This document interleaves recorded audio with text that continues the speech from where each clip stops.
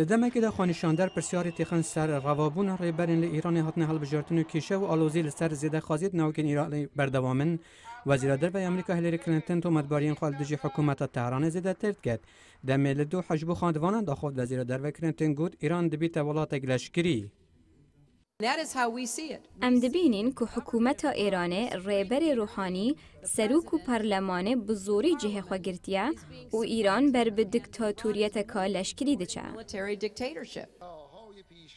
شهرزاد دبیجن سوپای پاسداران ایران نها دست ده همی پشتگیرینگت حکومت دهنه دناو دا پیش برنا تکنولوژی ناوکی ایران جی.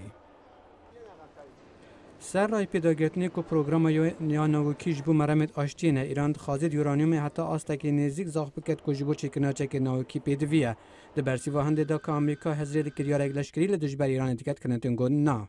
ام هیچ باور دکین که ریکا دن هیا که ایران هل بجرید.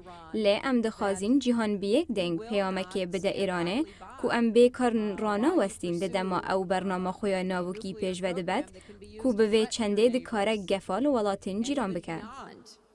کلنتن سردان هرما کنداوی کرد بوب دست و آینا پشتگیری ناونه طویل دجبر زیده خازید ناوکی تهرانی. لیبلیل رایاز وزیر در و عربستان سعودی سعود الفیصل گفت سزایت نیو کارگر نابن بوهند ایران نچار بکن زاخکرنا یورانیوم را بگیرید.